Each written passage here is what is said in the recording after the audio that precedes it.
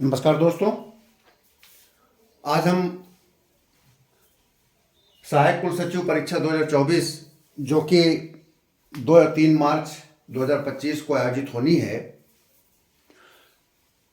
के अंतर्गत आपकी मांग के अनुसार उस शिक्षा से संबंधित प्रश्नों पर डिस्कशन कर रहे हैं। ये उसका भाग 2 है, जिसमें आज हम विश्वविद्यालय अनुदान आयोग यूजीसी और एवं उस शिक्षा से संबंधित जो संभावित प्रश्न या टिप्पणियां बन सकती हैं, यदि आपके भी दिमाग में कोई टिप्पणी आ सकती है तो आप उसे ज़रूर कमेंट्स बॉक्स में लिखिएगा, जिस पर मैं विस्तृत चर्चा कर सकूं। अब चूंकि ये समय अधिक से अधिक चीज़ों के बारे में संक्षिप्त जानकारी इकट्ठा करने का है, विस्तृत रूप से पढ़ने का अब समय नहीं है। प्रश्न अगर आ जाए, टिप्पणी अगर आ जाए तो उसके बारे में आप कुछ न कुछ लिखने की स्थिति में हो, कम से कम इतनी जानकारी हो, और वो जो कुछ न कुछ लिखने की स्थिति हो वो टू द पॉइंट और प्रासंगिक हो, विषय से जुड़ा हुआ तथ्य हो, और एग्जामिनर चाह कर भी आपके अंक काट पाने की स्थिति में ना हो। शब्द सीमा भले कम हो, लेकिन वो सटीक एवं तथ्यपरक हो। तो उसी के सिलसिले में हम अब यूजीसी के बारे में संक्षेप में जानकारी इकट्ठा करेंगे। इसको आप शॉर्ट फॉर्म में नोट्स बनाकर रख लीजिएगा। अगर आपने इतना रख लिया तो आप निश्चित ही आप 100 शब्दों में उसकी व्याख्या कर लेंगे, क्योंकि आप सभी मैच्योर्ड अभ्यर्थी हैं। कंपटीशन के माध्यम से आप चयनित होकर शासकीय सेवा में हैं, और यदि इसके बारे में आपको जानकारी संक्षेप में मिल गई तो आप उसका विस्तार कर लेंगे। तो मैं आप समय को जाया न करते हुए सीधे आता हूं बिंदु पर।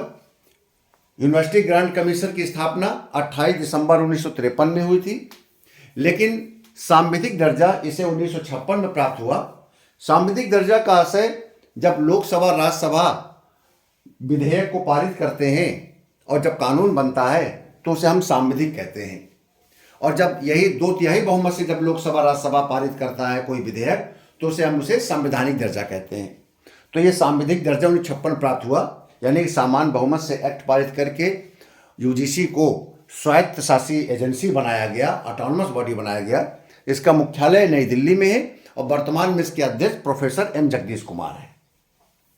यूजीसी का मुख्य उद्देश्य भारत में उच्च शिक्षा को नियंत्रित करना, उसे विनियमित करना है, और इसके मुख्य कार्यों में विश्वविद्यालयों की मान्यता, विश्वविद्यालयों एवं कॉलेजों को वित्तीय सहायता देना, विश्वविद्यालयों एवं कॉलेज एवं उच्च शिक्षा में गुणवत्ता सुधार पर कार्य करना, विश्वविद्यालयों एवं कॉलेजेस के उच्च शिक्षा के क्षेत्रों में या संस्थाओं में अनुसंधान में विकास को प्रोत्साहित करना, राष्ट्रीय शिक्षा नीति का कार्यान्वयन करना, जो आपकी एनईपी नेशनल एजुकेशन पॉलिसी 2020 आई है, उसके क्रियान्वयन की जिम्मेदारी भी है। उसके अंतर्गत लगातार क्रियान्वयन किया जा रहा है, छूट दी जा रही है। अधीनस्थ एजेंसियां हैं, जैसे इसके अधीन एआईसीटीई, एनसीटीई, नैक के माध्यम से भी ये नियंत्रण रखता है आपके उच्च शिक्षा संस्थाओं को, विश्वविद्यालयों पर, कॉलेज पर। AICTE all India council for technical education, NCTE ये teachers training, national council for teachers जो आपके ट्रेनिंग है, टीचर्स एजुकेशन है इसका फुल फॉर्म। अगला है नैक। नैक के बारे में मैं विस्तार बताऊंगा। ये आपका एक्रेडिटेशन काउंसिल है आपकी। और इसके अलावा है यूजीसी के नए प्रयासों में आपने देखा होगा सीयूईटी एग्जाम स्टार्ट हुआ है आपका, कॉमन यूनिवर्सिटी एंट्रेंस टेस्ट, और नेड है ये नेशनल एकेडमिक डिपॉजिटरी, यानी कि विश्वविद्यालय या किसी भी स्टूडेंट्स की जो कोई भी रिकॉर्ड होगा, आप उसकी चाहे सर्टिफिकेट हो, मार्कशीट हो, उसको आपके एक नेशनल एकेडमिक डिपॉजिटरी में उसको डिजिटली रखा जाएगा। तो नेट की स्थापना की गई। हेफा हायर एजुकेशन फाइनेंशियल एजेंसी है, इन्होंने एक स्वायत्तशासी निगम बना दिया है जिसका उद्देश्य फाइनेंशियल सहायता देना है हायर एजुकेशन को। अगला है इन इन इनफ्लिवनेट, इसको अलग अलग शब्दों में याद करेंगे आप। इन्फ INF इन्फ, LIB live, net. INF से हो गया इंफॉर्मेशन, LIB से हो गया लाइब्रेरी, नेट से हो गया नेटवर्क। तो इंफॉर्मेशन लाइब्रेरी नेटवर्क बनाया गया है, यानी कि अब जो पुस्तकालय हैं वो डिजिटली काम कर रही हैं। UGC का काम नेट और GRF का संचालन करना है, आपको पता ही है। तो आप अगर ये पॉइंट को लिख कर इसका विस्तार कर लेंगे तो आप 100 से 150 शब्दों पर आप पूरा इसको अच्छे से लिख सकते हैं। All India council technical education, ये जो आपकी तकनीकी संस्थाएं होती हैं, इंजीनियरिंग संस्थाएं होती हैं, उनको एक्रेडिट करता है या संचालित करता है, जो कि UGC के अंतर्गत काम करते हैं। तो यह है UGC के बारे में संक्षिप्त जानकारी। 50 शब्दों में 100 शब्दों में इसकी व्याख्या आती है, तो आप लिखेंगे। अब आते हैं कि टिप्पणियाँ आती हैं एजुकेशन से रिलेटेड, तो उनको मैंने संक्षेप में बता दिया है। देखिए, एक है SSA सर्व शिक्षा अभियान, दूसरा है रमसा राष्ट्रीय माध्यमिक शिक्षा अभियान, तीसरा है रूसा राष्ट्रीय उच्चतर शिक्षा अभियान। तीनों के बारे में 50 शब्दों में अगर टिप्पणी आती है तो आप उस 50 शब्दों की टिप्पणी को व्याख्या करेंगे। व्याख्या करने के लिए मैंने कुछ पॉइंट डाले हैं, इन्हीं पॉइंट को आप डिस्क्राइब करेंगे परीक्षा में। सर्व शिक्षा अभियान की स्थापना 2001 में प्रारंभ हुई थी और इसका उद्देश्य था 6 से 14 वर्ष के बच्चों को निःशुल्क एवं अनिवार्य शिक्षा, निःशुल्क एवं अनिवार्य शिक्षा, ये इसका उद्देश्य था सर्व शिक्षा अभियान का। और राष्ट्रीय माध्यमिक शिक्षा का अभियान 14 से 18 वर्ष के बच्चों को माध्यमिक शिक्षा के लिए शामिल करना था। और राष्ट्रीय उच्चतर शिक्षा अभियान का उद्देश्य 18 वर्ष से आयु से ऊपर, यानी कि हायर एजुकेशन के लिए, BA स्नातक परम स्नातक की शिक्षाओं के लिए मदद करने के लिए बनाया गया था। तो सर्व शिक्षा अभियान के अंतर्गत 6 से 14 वर्ष के बच्चों को निःशुल्क एवं अनिवार्य शिक्षा देने के लिए यह अभियान चलाया गया था 2001 में, और इसका विस्तार और अधिक किया गया 2002 में ही एक आपका संविधान संशोधन लाया गया था, और उस संविधान संशोधन के अंतर्गत 21A जोड़ा गया था। 21A जोड़ा गया था जिसके अंतर्गत शिक्षा का अधिकार शामिल किया गया था।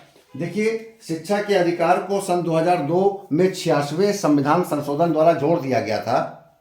जब ये लगभग सर्व शिक्षा अभियान को संचालन किया गया था, उसके अगले साल ही हमने संविधान में संशोधन किया था, और वो संविधान संशोधन 86वां संविधान संशोधन था। लिख लीजिएगा, जब बात मेरी सुनिएगा, नोट्स बनाइएगा।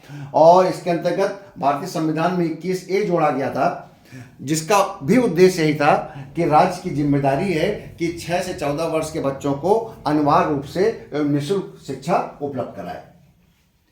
लेकिन ये इसको जो लागू किया गया वो 2009 में एक कानून बनाया गया, और वो कानून था राइट टू एजुकेशन।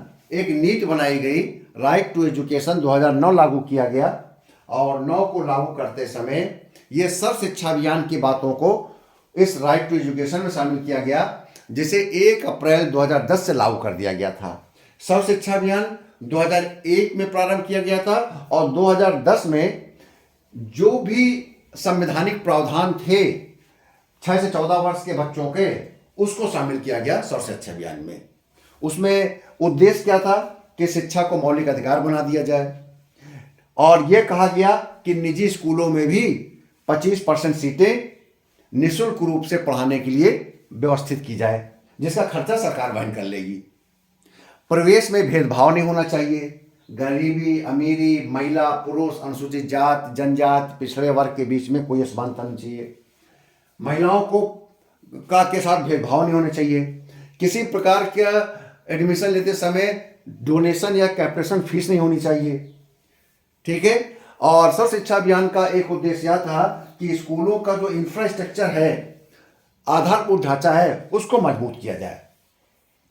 जैसे कि स्कूलों में शौचालय की व्यवस्था की जाए, स्कूलों में पर्याप्त शिक्षक हों, स्वच्छ पेयजल हो, मिड डे मील की व्यवस्था की जाए, शिक्षकों की भर्ती, उनके प्रशिक्षण का ध्यान रखा जाए, ठीक है।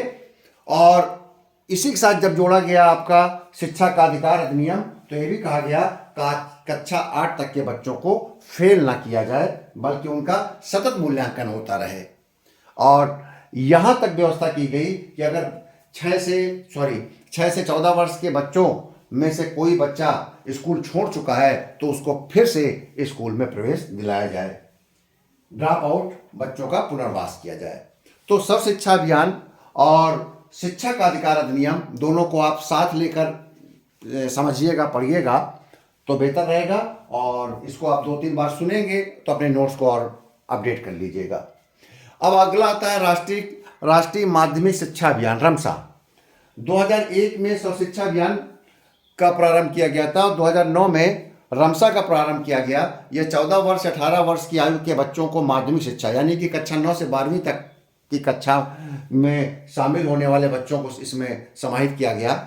इसका कार्य था माध्यमिक शिक्षा की गुणवत्ता में सुधार।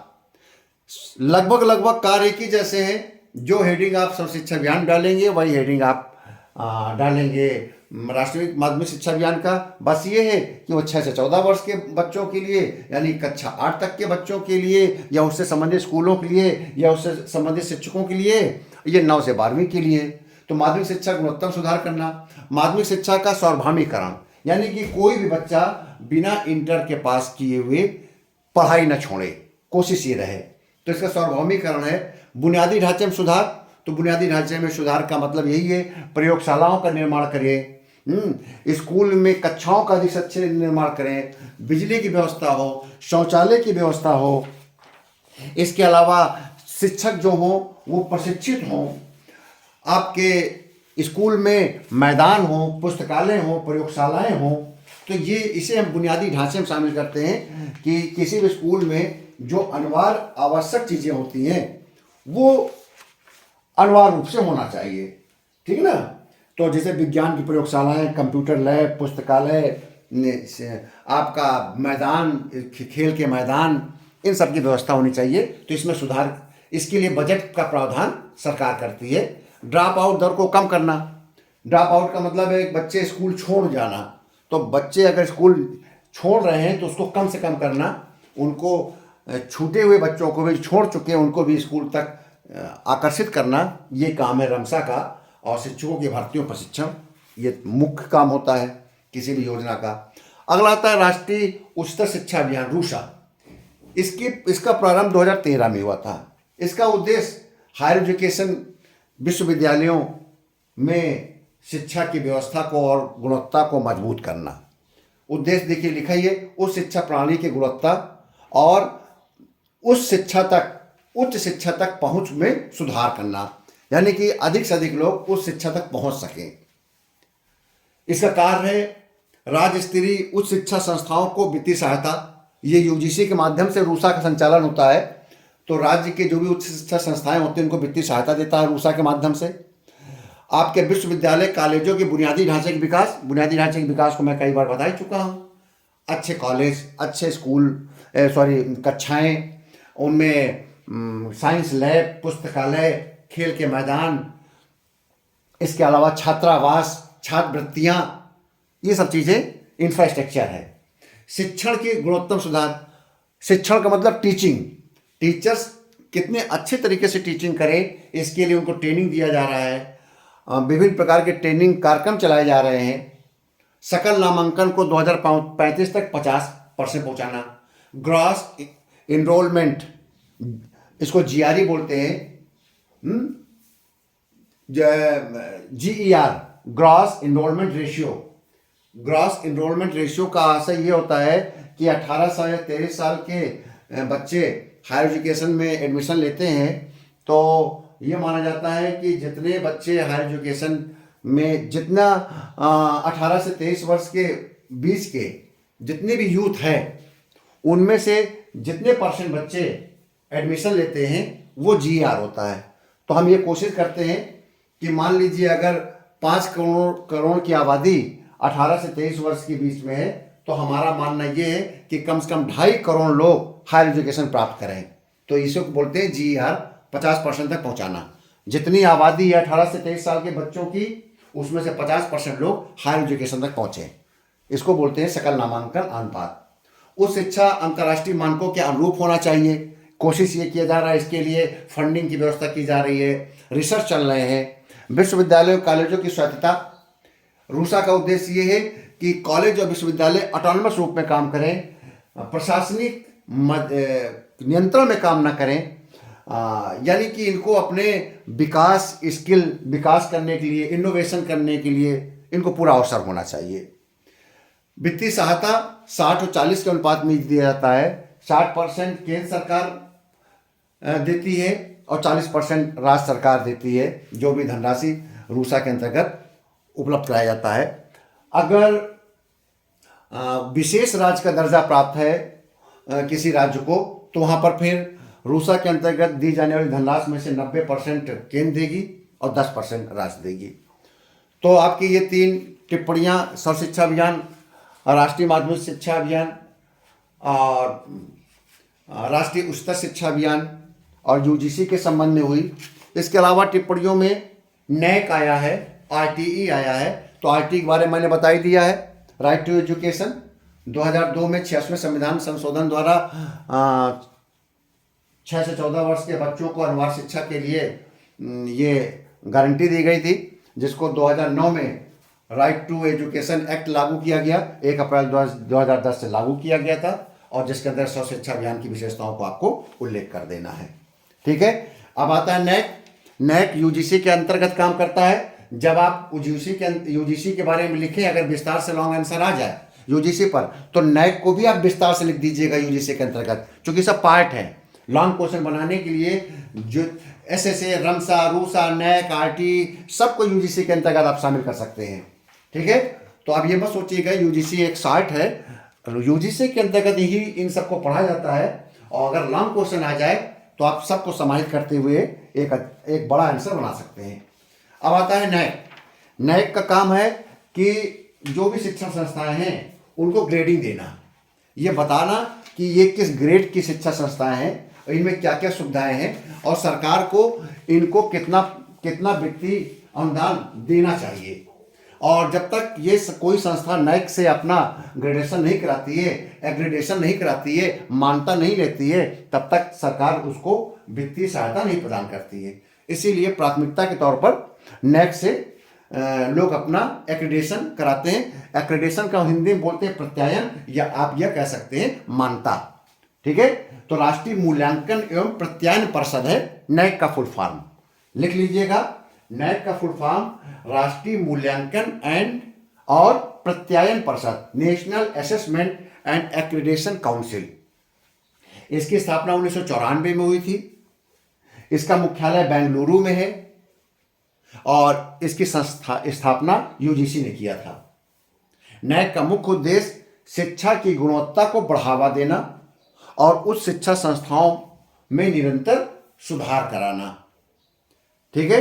इसका मुख्य उद्देश्य शिक्षा की गुणवत्ता में सुधार, संस्थानों को जवाबदेह बनाना, वैश्विक स्पर्धा में सुधार करना, जो ग्लोबल कंपटीशन है उसमें इम्प्रूवमेंट करना, यानी कि भारत के कॉलेजेस, भारत के उच्च शैक्षिक संस्थाओं, भारत के विश्वविद्यालयों को ग्लोबल लेवल तक पहुंचाना और इनका निरंतर मूल्यांकन करना विभिन्न क्षेत्रों में।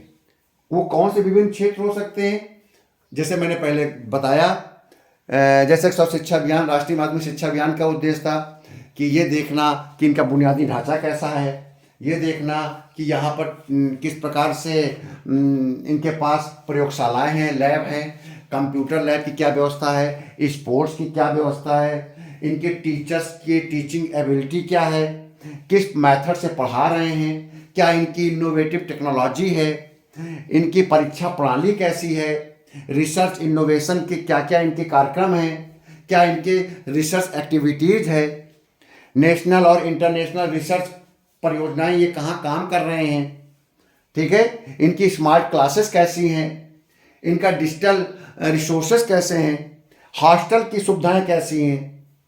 ठीक। इनके एनएसएस, इनकी छात्रवृत्तियाँ, स्कॉलरशिप, ट्रेनिंग की क्या क्या व्यवस्थाएं किए हैं, जो बच्चे स्नातक प्रस्नातक परीक्षाएं पास करके या स्किल एग्जामिनेशन पास करके निकल रहे हैं, उनके प्लेसमेंट या एम्प्लॉयमेंट के लिए क्या व्यवस्था की गई है, इनका एलुमिनाई कैसा है, इनका लीडरशिप कैसी है, मैनेजमेंट कैसे है, एडमिनिस्ट्रेशन कैसा है, ट्रांसपेरेंसी है कि नहीं है इन इंस्टीट्यूशंस में। इन मानकों पर नैक पूरी जांच करता है और जांच करने के बाद ग्रेडेशन देता है। आप देखते होंगे कि विश्वविद्यालय के नाम के आगे लिखा रहता होगा कि A++, A+,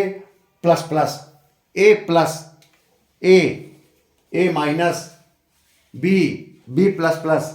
तो ये जो ग्रेडेशन होती है, इस ग्रेडेशन के आधार पर इनका निर्धारण होता है और इस निर्धारण के आधार पर यूजीसी इन संस्थाओं को फाइनेंशियल हेल्प करती है, असिस्ट करती है। तो नैक का काम है कि राष्ट्रीय स्तर पर उच्च शिक्षा संस्थाओं को मान्यता देना और मान्यता के साथ साथ उनको एक ग्रेडिंग देना, जिसके आधार पर यूजीसी उनको वित्तीय सपोर्ट करती है। और उसके क्या क्या क्राइटेरिया है आपको मैंने बता ही दिया।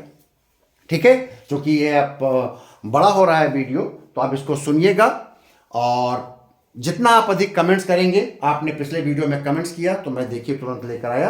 अब इसके अलावा उस शिक्षा के संबंध में जिन जिन पॉइंट पे आप कमेंट्स करेंगे या जो आपको और अधिक आवश्यकता महसूस हो रही होगी, तो मैं उस पर लेख आपका एक वीडियो बनाऊंगा, अगला वीडियो। वो वीडियो भारत में उच्च शिक्षा की वर्तमान स्थिति, मुख्य चुनौतियां, सुधार पर हो सकता है। इसके अलावा आप बताइए, मेरे इस वीडियो को लाइक करिए, चैनल को लाइक करिए, सब्सक्राइब करिए, मेहनत से पढ़ाई करते रहिए। परीक्षा के दिन बहुत कम बचे हैं, 8 घंटे प्रतिदिन 3 चरण में आपको पूरे करने होंगे। अगर आप इस परीक्षा को सफल होना चाहते हैं, मैं आपके साथ सतत रूप से जब तक परीक्षा पूर्ण नहीं हो जाएगी, प्रतिदिन किसी न किसी वीडियो के साथ उपलब्ध रहूंगा। बहुत बहुत धन्यवाद।